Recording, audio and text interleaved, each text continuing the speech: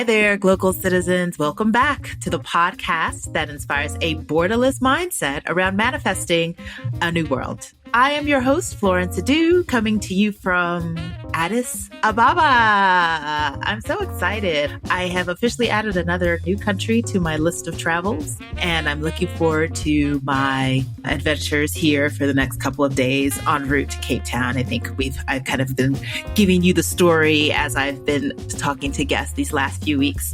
So I'm really excited that I was able to catch up with my friend who is recently celebrated a birthday. So this is kind of like a birthday catch up / get back in touch opportunity. And so I'll get right to it. He is a documentary photographer with roots in South America, spending most of his life living, schooling, and working in Brooklyn, New York. His work has been shown at the Bishop Gallery, Hill Cafe, Restoration Plaza, and the Photoville Project in Dumbo. That stands for Down Under the Manhattan Bridge Overpass, for those of you not familiar with that in New York. He's also exhibited outside of New York City at the Ranjiba Gallery in Baltimore, Maryland, and the Jazz Museum in New Orleans, Louisiana. Dante Bowen Hendricks, welcome to the podcast. Thank you, Florence. Thank you. Yay, I'm so excited. So you have such an interesting story. I'm so happy to get right in because you're going to have some really interesting responses to some of these questions. So first up, where are you from? Where are you local? And what is your craft? Okay, well, originally I'm from Guyana. I came here at the age of 15. I lived in New York probably, 34 years. I think I lived in New York, yeah. I moved from New York to Austin, didn't like Austin, and then I moved from Austin to New Orleans. Okay. So where would you say that you are local? Currently, I would say my heart is in New Orleans. I would currently say New Orleans. That's where my... Okay. And so before we go into your craft, where in Guyana are you from? Georgetown, the capital. Okay. All right. And so we'll talk a little bit more about Guyana. What is your craft? The craft, I would say photography, but I was photography / trucker, but my heart is into photography, so I would say photography. But I do trucking to support my photography. Which is so typical of being an artist, being a creative, is that we have to find ways to pay the bills while we explore and bring to fruition our creative selves. So when I met you, a little bit of background, folks, I've known Dante for a long time. And that was in his Brooklyn days. And he was always snapping pictures, always taking photographs. And then suddenly he was like, you know what? I'm leaving New York. I'm going to head to Texas. And the way that he was going was to be a trucker. So tell us a little bit more about how that came to be. Like, how did you determine that was a way, and how do you use that in your craft? Okay, so when I moved to Texas, I moved to Austin, Texas. I went to Austin because it was supposed to be this creative place, and I was always fascinated with Texas. I'd never been there before, so I just up and went. When I went to Texas, I had a culture shock. Pretty much everywhere I went, I was like, "Where are the black folks?" People was like, "Oh, you late? Is a gentrification? Everyone has left." And I was pretty bored. I mean, I walked around looking for something to photograph, something to document. It was different, but I didn't find what I was looking for there. But once I was there in Texas, I was like, okay, I could start photography for work there, but it's like starting all over again. It's going to take time. I have to pay bills and all these stuff. So I would say to myself that I need to have something that I could do within the next probably 6 months to start earning. I was figured out that I was always fascinated by American landscape. And I was thinking to myself, what can I do that I could travel America without hitting me in the pockets? So one of the things that came to mind, I said, you know what? You could see America through trucking. And it could be a marriage between trucking and photography, because you would get a chance to see America and take pictures too at the same time. So I decided to do it. And I remember whilst I was going through the trucking school, learning how to drive and everything, I was speaking to the instructor, and he was actually telling me, he said, "You're going to see the country, but you might see the country from your window." I said, okay, that's a disappointment. But I do get a chance, like at least once a month, I get a chance to lay over for a weekend, or probably twice a month.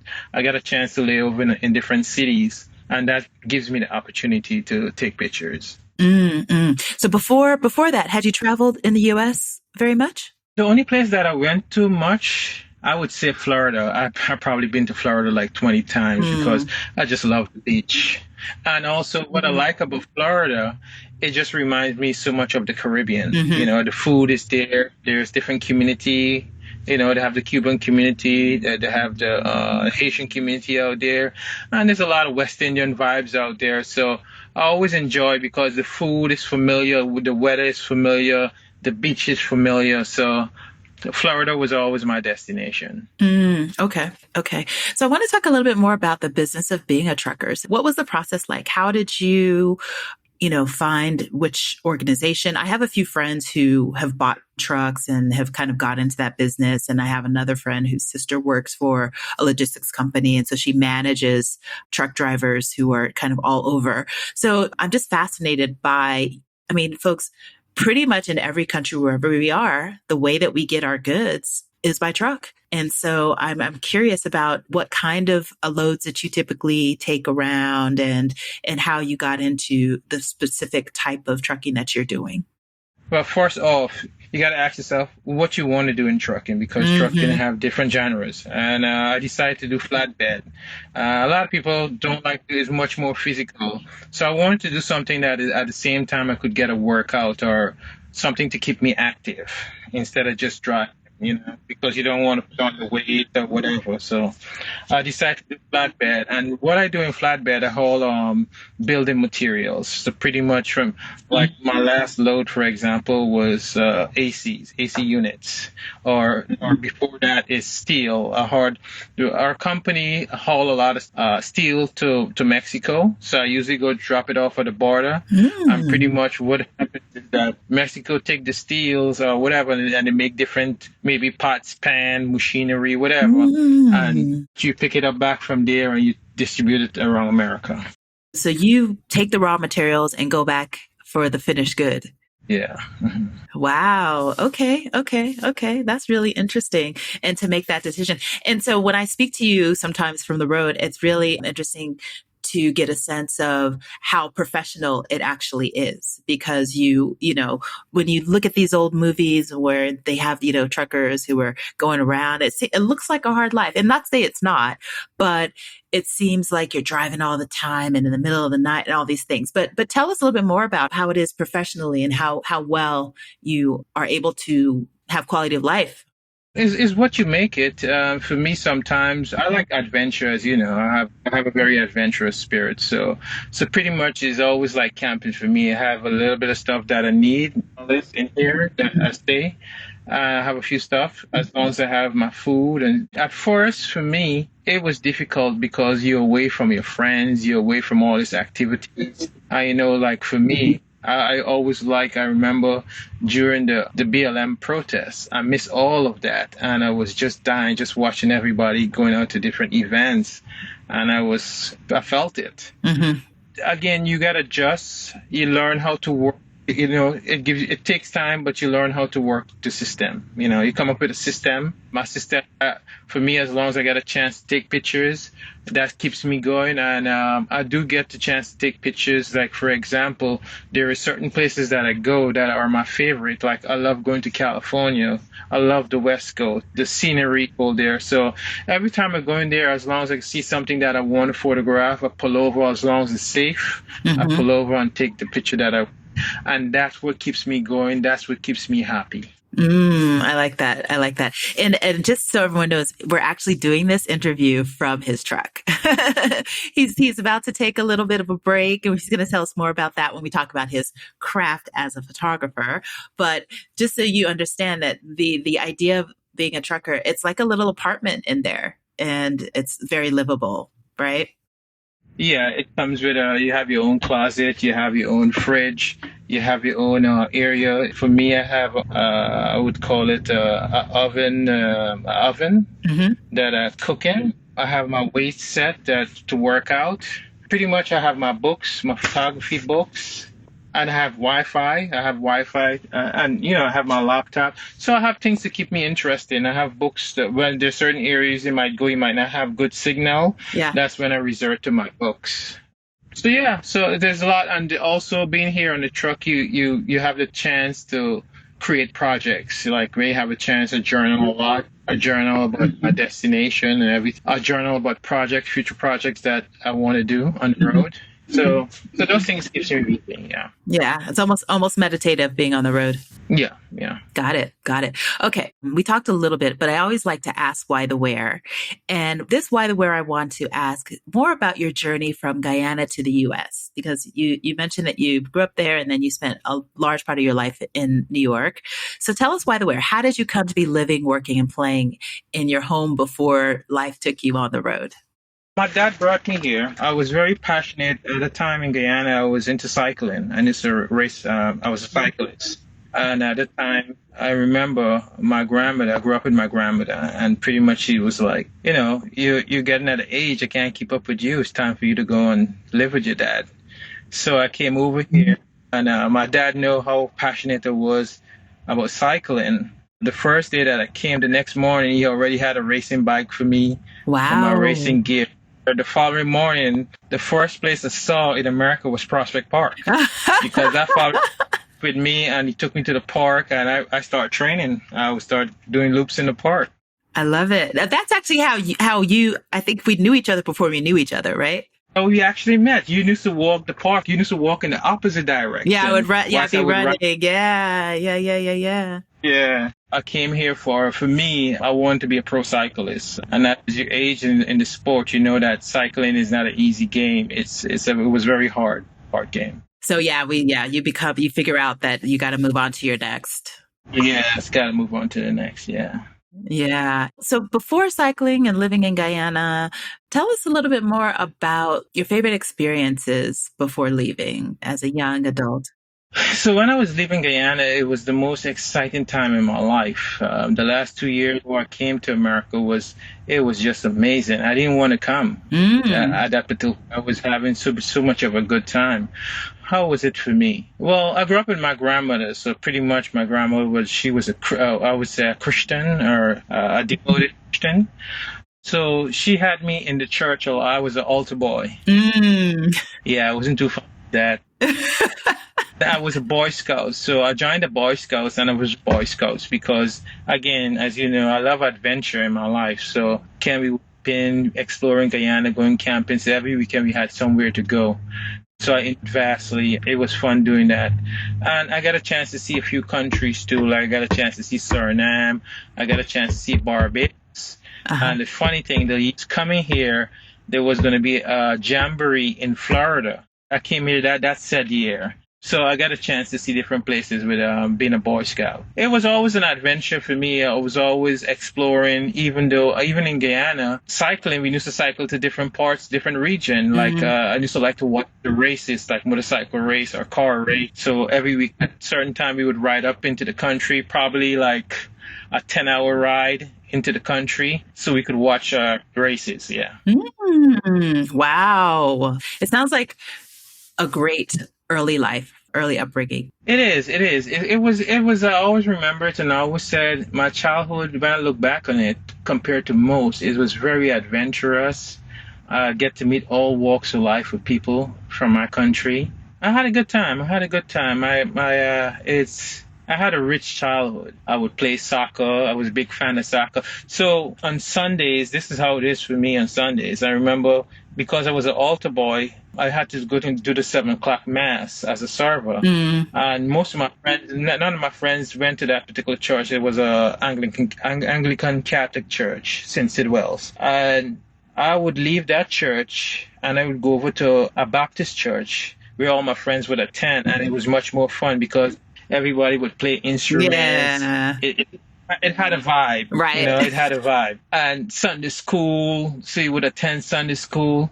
That was fun. And then after that, after church, pretty much I would go home And as usual, lunch would be ready. And every Sunday, it was a specific meal we would have. We would call it Method G. So pretty much it's like yam, dumpling, and those kind of things would be cooked on Sundays. Okay. And I would have that. And then there's a few things that I would end up doing. We would end up going to play soccer. Uh-huh. All the guys would get together after church and go out and play soccer or football, college football. Or if not that, there would be where I used to live had a lot of horses, and every Sunday sometimes they would have horse race. So all of us would go and watch these horses race. Okay. And it was different garrison, like different areas. Like there's probably a garrison in different parts of Georgetown, and they would get together and race against each other. So was it kind of like rodeo racing or like racetrack racing? No, it's not like it was horse and carriage. It was kind of wow. Okay. we call it donkey cart kind of race, and pretty much they would line up against each other, and they would have quite a few, probably 3 or 4 races, and people would bet money on it or whatever, and whoever wins. So that was fun. Yeah. Also, I remember too, growing up too, we had a lot of, they used to call it goat race. So as a young kid, I used to go attend a lot of goat race because we used to bet a lot of money on it. Fake it move.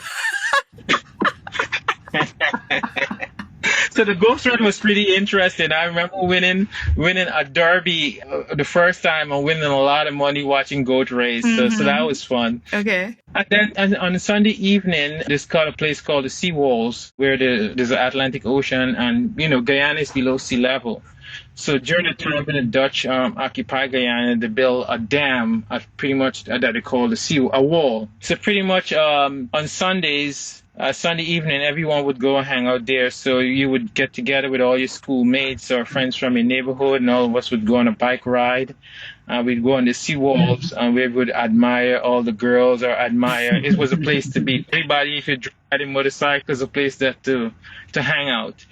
And after that, after the seawall, when it got a little bit later, we would go down to a place called Igloo and we'd get ice cream. That was fun. Or another thing, if that doesn't happen on Sundays, there's always a football match on Sundays. So there's a ground that we call, I think it's called GFC or whatever, but we would go there. Soccer, you watch your favorite team play against the other team. So that's called childhood for me. Yeah, it sounds lovely. So I think that rolls well into my Glocal Speak question. So we like to hear what you hear. So I ask you to share a word, a phrase, or a saying that is a meaningful part of your Glocal experience and why or how you come to value it as Glocal Speak. In the trucking world, they said, like when you're saying to a person, bye or whatever, or we're going to see you down the road, they said, there's a saying that I'll see you later, the rubber hit the road. Yeah. When the rubber meet the road, I'll see you down the road. Yeah. Okay. Yeah, I'm sure you hear that a lot. Like, do you use a walkie-talkie? Like breaker, all that stuff? Is that real? Yeah, that is real. But I don't use the ones. I actually have one, but I only turn it on in the winter. I use it in the winter I use it at the shipper. There's certain shippers that you go to that you really don't have any contact with the person. So you would use that instead, and they'd tell you where to go exactly. Or I would use it for the winter, because in the winter it's very important to have it, because going through certain mountainous place where there's snow and ice, there's always changes. So somebody could give you a heads up what's down the road. Yeah, that's the whole point. Right. Interesting. Okay, so let's switch gears a little and talk about your craft and photography. And so growing up, you had this very colorful, beautiful childhood. And so I'm imagining that probably fed your wanderlust, number one, and your love of photography. So tell us how photography became a part of who you are and what Inferno Photos is all about. Okay, so I actually wanted to be a filmmaker. And the photography is actually a stop short from being that. Growing up as a young kid, on weekends sometimes I used to go and see my mom's. And every time I went to see her, she would give me, she knew that I love movies. So I would go and see her and she would give me money and I would go off to the movies. And I would spend all day Saturday watching movies. Sometimes I would go to the cinema or the theater. And I would watch sometimes two movies back to back. And that was my life, and that inspired me as far as movies. And then later on in life, when I came here, my stepmother, she's the first one that introduced me to cameras. She started showing, she used to take Polaroid. So I started using, but before all of that too, I remember most of my family growing up in Guyana, most of my family was away overseas. So some was in England, some was in the States. So I literally got to know most of my family through the photo album before I ever met them. That is a global experience of many transiting people. So going through the albums, I remember there was a lot of loose photos in the album, and I remember getting together. I bought another album to put in these loose photos. So pictures, it was always in my head, always playing with him, touching him, and organizing it.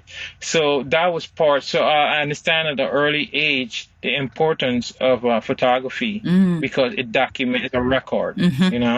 So I always say that plays a big part because I've learned from that to document everything in my life from those photos. Yeah, like recently, I met some family that I haven't met in England. Whilst I was there and I was talking to them, I literally look across the wall or the cabinet, and you would see certain photos. And I would say, "Oh, I remember that photos." And the person said, "How do you know about that photo?" My uncle was like, "How do you know about that photo?" I said, "I saw that photo in the photo album." And he said, "Oh, yes." And there was a story for that. He was said, "I remember the first time I came to England, I sent my mother that photo." Wow. Yeah. Mom passed away. My grandmother, his sister, who was my grandmother, she got that photo. And again, during the album, I always remember going to the album and I was asking my grandmother, "Who's this?" Or and she would give you a backstory.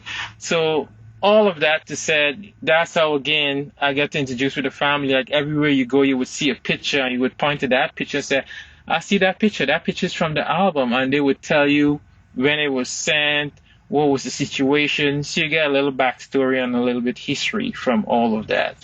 So me, I really feel like all of that, full circle, all of that has played a role in my photography life. That photography is taking you around the world, right? So tell us tell us more about your travels and what kind of eye you have developed from traveling and photographing, because I think now you would kind of categorize yourself as a street photographer. Street photographer, or I would say it's a thin line between a street photography or documentary photographer. Okay. So it's a thin line. Both of them could spill over on each other. Sure. I would say because I love culture. I love different cultures. So that fascinates me. Culture, rituals, all those things fascinate me. How the structure, what kind of structure they have. Those are the kind of things that fascinate me. So I would say street photography for me is when I don't have nothing to do. If I'm in a place and not much culture exists, then I turn my eyes to something differently. But if there's culture there, I want to focus on that. I want to know what came about. Yeah. So some of your adventures have been to Brazil. So Brazil, Cuba. I went to UK quite a few times because I'm actually doing a project on UK and the Carnival. Because again, growing up to, and this again, full circle, I remember the first time discovering Carnival in Guyana, and it was just an amazing thing. I remember having the time of my life when I first discovered it. Like I said, I can't believe this. This is the most fun I ever had. So there was always attraction to it. So even to this day, there's still something fascinating about it. So I remember talking to a friend of mine, and he always said, "Man, just photograph the things that you're passionate about." And the reason for that is that you will always be engaged in taking photos. And Carnival is one of those things. So I want to do a full circle. There's two things. Like spirituality is very important to me too. So that's another project I want to embark upon. But first, I said, let me get the Carnival thing out of the way. And then my next project would be more of rituals, like traveling the African diaspora. And you may know that voodoo. But just the influence on what voodoo coming from Benin and how it spread throughout the African diaspora. Yeah. That sounds really interesting. So tell us about what your different tools of the trade. So photographers choose different kinds of equipment, et cetera, et cetera. So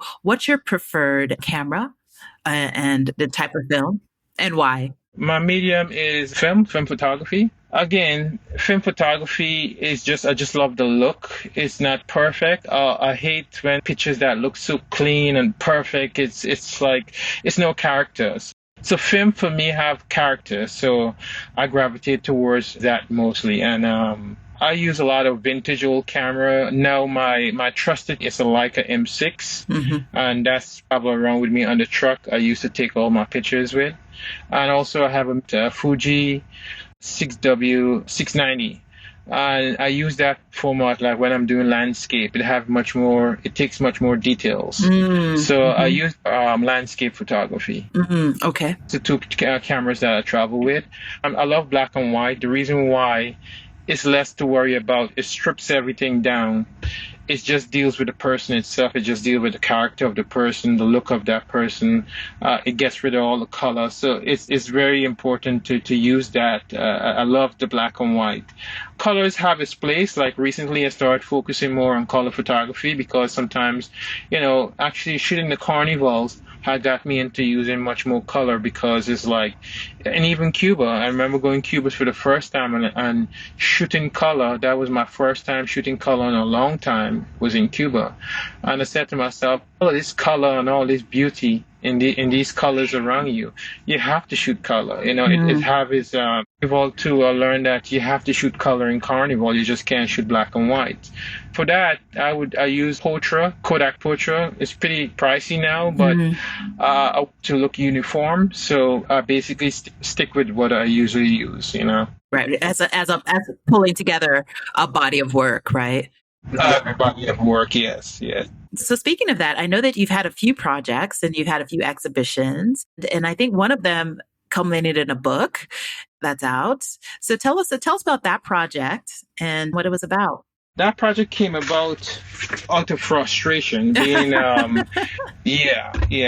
sometimes you have images, and I feel like sometimes Instagram has changed a lot. And Instagram, sometimes we call it a graveyard. That's where image goes to die. And if you were to live or have a life, our printing is what it is. You print your wall, it could always stay relevant. Again, it came out of frustration because there's certain magazines that you try to get in, there's certain things, but there's a lot of politics, as you know, with everything. So there's a saying that I grew up with, God bless the child that have his own. So I get together with a few friends of mine. I pitched the idea to them, and we share similar views. Phil is one of them. We got together, we planned it, and it came into existence. It's called Inferno, and basically is a documentary zine. Like each of us pick a story, and basically one of the things we wanted to do, make it a platform for different photographies. Like it's our motto is let me see, where is our motto? It's for the unseen, unheard, kind of people that good work, but they're not noticed. Sure. So that's why we created it. And also for our travels, sometimes you travel and you have an important project, a project that is very dear to you, or something that, example, if I go and I do something on spirituality or rituals, and I just don't want to put it on Instagram, and it's just, because people take a 1 second now to look at a photo on Instagram. So you want to put it in that it's, important. So printing it and putting it in a book, people could able to digest it and look over it and take the time and look at the photo instead of just looking at it on Instagram. We'll put a link to the book in the show notes and where we can find you and all of your works. But I think you make a really good endpoint about how social media has evolved, because Instagram first started about the picture, right? The gram, it was about the pictures. And so that's what eventually attracted me, is that I love the visual of storytelling with images.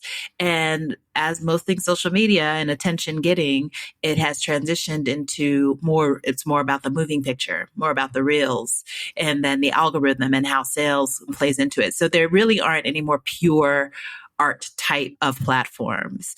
And so with that in mind, when you think about your next works, your next projects, and where you would like to see photography moving for accessibility to many. What do you think about? How do you see that happening? Well, the thing about it is that AI has came into the game now, and there's a struggle now with purists against AI.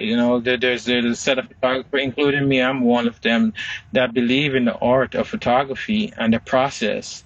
And to just come up with something at AI and feel like it's kind of, you feel like you're being replaced. So that's the hot topic now with everyone would saying, well, I think AI have its place too. Everything have its place. Sure. AI might come out and it's going to have people that are going to be into that, and again, you're going to have people that stick with the photography. So it's changing a lot. And the only thing you could do is keep an eye on cutting edge technology and try to figure out how can I incorporate photography on this new technology.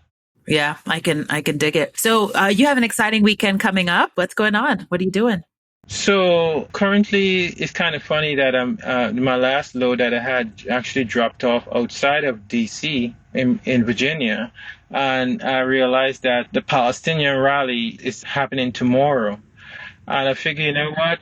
Since I'm here, it'd be a shame if I don't attend it again, using trucking at my advantage, So it brought me here. So I finally say, you know what? Let me grab a hotel, and at least tomorrow I'm able to attend the rally and photograph the rally, which I never, because again, I miss all the Black Lives Matter protests, all of those protests.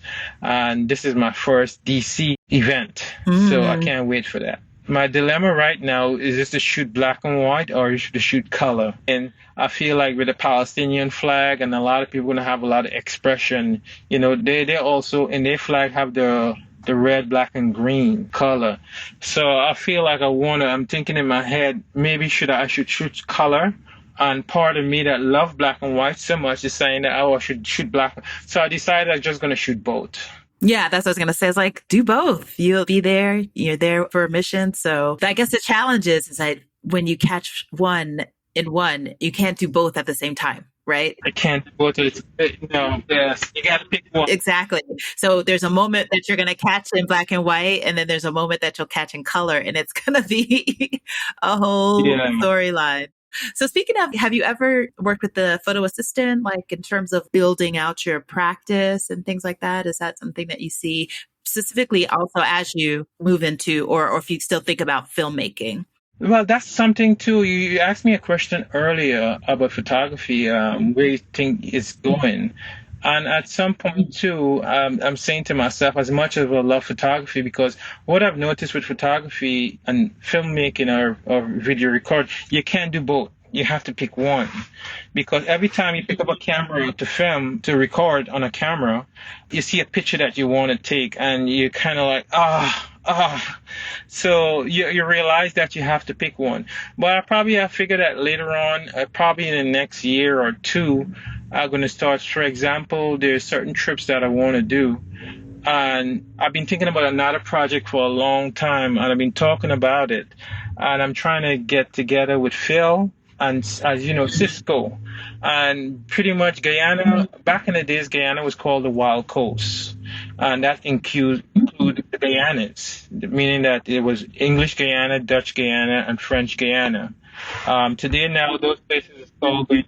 And then you have Dutch Suriname, and then you have French Guyana. We want to do a trip. 3 of us want to do a trip. They're probably going to start in Guyana. We probably take the ferry over to Suriname. And there's in Suriname that I always want to photograph. I grew up hearing about them. They're called the Juka tribe. During slavery in Dutch Guyana, they went to the runaway into the Amazon, into the rainforest. And onto this day, they still live there, and the way they don't have much access to the outside world. And the way that they operate, that they don't deal with money, they only barter. They farm, and whatever you need, they would exchange it. Also, they still wear the African garment that pretty much the men wear the wrap skirts. Always want to document that, so I'm excited to do that. So yeah, so that's one. So on that particular trip, I don't think that trip warrant photograph only. you got to do video. Yeah, just real storytelling. Yeah. Yeah. So I feel like the next, probably this year, I don't know. I'm trying to get, as you know, it's difficult when you have Yeah. more than one Schedules. people. When we decide to do that, I want to make sure that I have that practice and everything. So when I go on the road for that particular trip, I'm able to document step by step the process. Yeah, I love that. I love the concept. We're all looking forward to I had no idea. And I know there are many of those types of stories. And that's what I love about people like yourselves who are documenting culture and stories and bringing them back to people who they would otherwise be forgotten. And so thinking along those lines, I'd like to ask about a mindset hack. So what is your favorite or an innovative mindset hack? So one that you practice, one that you know of, or one that you can imagine? Positive thoughts. Every time I have a chance, I just research. Sometimes there's certain things that sneaks into your head where you might think of something negatively, and you will say to yourself, you know what, get that thought out of your head, because a man is what you think it, you could bring into this world. So make sure you always have positive thoughts. One is just staying present. Say, for example, as you know, sometimes you might go into the past and you think of a mistake, and or you go to the future and you're worrying about what the future is going to look, but the future is not there yet. So you always you're in limbo. You always just floating out there. You never here in the present. You're thinking about the future and you're thinking about the past, and you don't care about the present. So I'm learning to stay in the present. The past already happened. The future is not there. So why worry about something that you haven't even experienced yet? So those are the things. Is like many of times you think about the future, you think of what you want, and certain things get you frustrated. So I've learned that, you know what, when that time comes, I will deal with it. But don't worry about the details, because it's the details that I worry about. You know what I mean?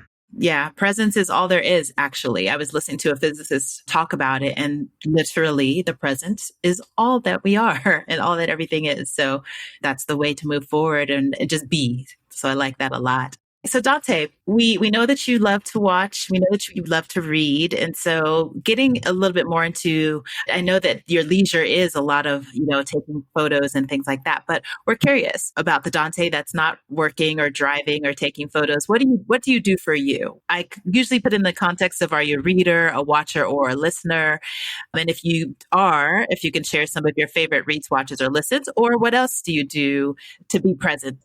I read a lot in my time, because a lot of places sometimes you go, you don't have access. So it's either I'm listening to podcasts whilst I'm driving, or reading when I have the time. I just finished 2 reads. One is on Collins, who's an English journalist. I was reading his biography. It's called Unreasonable Behavior. Pretty much he's really good, because he was just growing up in the rough side of England to becoming a photographer and traveling the world. And the funny thing about it, all the stories that he told, because he talked about Africa, all those places, all the conflict places he have been, and he's photographed those places. I even talk about the Middle East. So all the present things, the same things that he was talking about, is exactly what's happening right now in the Middle East. And it's like, with that book, it's like reading history all over again, and you see these problems still exist. So that is one, and then that put me on a journey of reading another wartime photographer who's called, his name is Robert Capa, and he had a book too called Slightly Out of Focus. Okay. And that was pretty good. And now I just started yesterday. I started Napoleon, his biography. Oh, that should be interesting. He was a character. And since the movie is, I think there's a movie coming out on it now. It's always good when you read a book and watch the movie, you could correlate. So I want to do it. I'm interested in characters like that, like Hannibal. I read a Hannibal too. Who else? Caesar. I haven't finished it yet. When I get bored sometime, I go back to it. But the 2 books I'm reading right now is one on Caesar and one on Napoleon. Okay. It's interesting you say that, because I was in transit on a flight and watched a movie called Chevalier. And that was about the French composer who was a revolutionary, and Napoleon basically erased him from existence in terms of like once he came in, because there was a revolution and he was a big part of it, and they abolished slavery and Napoleon brought slavery back. And in all of that, there was a strong effort to erase all of Chevalier's works and everything. So there's not much known about him. So I would be interested to understand more about that person and the evolution of the Napoleon complex. It's good to know about these people and know the thinking process and how they arrive to certain decisions, you know? Yeah, their backgrounds. Yeah, exactly. Yeah, the psychology of those characters and history. Exactly. Yeah. Mm-hmm. Well, Dante, this has been so awesome. Thank you so much for taking time out. I know you want to get back on the road and get to DC and get settled before you head out on a busy, eye-opening, and really important mission tomorrow, because I think documenting truth is what's something that's been missing in a lot of the coverage of this current war situation. And so I appreciate that you are wanting to go and show the faces of those who are in solidarity and just in communication about what this means to them. So thank you for that. Thank you. You're welcome. Before we sign off, do you have any last words you'd like to share with our audience? I mean, we live in unprecedented times right now, as far as it seems like everywhere there's a conflict. Yeah. I don't know. It's like, for example, with the media, sometimes you really got to stay away from the media to have peace. It seems like anything that sells is like, before I remember watching the news now, but now it's just like I just can't deal with it anymore. It's just, I feel like they just put things out there to keep people on the edge, you know? So I feel like people sometimes should stay away from certain things and just get out there. It's good to stay present, to stay knowing what's going on, but at the same time, everything is so divisive right now, to be honest with you. And it's like, I wonder, say for example, one thing I realize is that sometimes a nation is how a country operates is decided by the people. So say, for example, you know what? I don't want to get into politics. You know, politics is such a... Yeah, it's a hot button. It's a touchy subject. Yeah. Touchy subject. Sure. My thing to people is just love and have an open heart and see as much as the world, because the funny thing about it is that life is short. So just make sure you have a rich experience. Go out there and have a rich experience of this world and be open, you know, just be open. That's my only... I mean, for me, things that keeps me curious. I'm just curious about everything. And because of that, I've met great people in my life because I was just curious of where this person is from, what the culture is like, or how people operate. And for that, it have brought me joy. It have brought me some interesting people in my life, including you. You know, I remember when you went to start this podcast, when you took the class to start it. Yeah. And here we are. So... Yeah. So that's it, man. Just having rich experience, because the funny thing about that, more and more, you can't take anything with you. So as much of mass might accumulate in your life, when you're sick, you realize that it's not the most important thing. So your memories is what important. All the elders that I have sit down and talked to, when they start talking about the past in their lives, there's when you look at their face, there's a joy, there's a smile. You could see how they brighten up just talking about their past. And to me, that brought me to a realization that, you know, when you meet a ripe age, is that the only thing you value is your memories. So it's very important to go out there and have rich experience and rich memories, that when you're old and you sit down in that rocking chair, you could think, because even with me, certain things that I might go down the road and I might see certain things and I just smile or laugh. And people might, why is this person smile, or what is person? But it's just a reflection of the past. So that's all I could say. That's my word to people, is just go there, you know, have rich experience in life and just create fun memories. And that's it. I volunteer. That's my mission right now in life too. So thank you for that. We really appreciate it. Thank you for joining us. All right, folks, this has been another episode of the podcast. You can catch us Tuesdays with new episodes at glocalcitizenspod.com or wherever you get your podcasts. Google, Amazon, Spotify, Apple. Leave us a review. It helps folks find good content on the internet. And until next time, bye for now.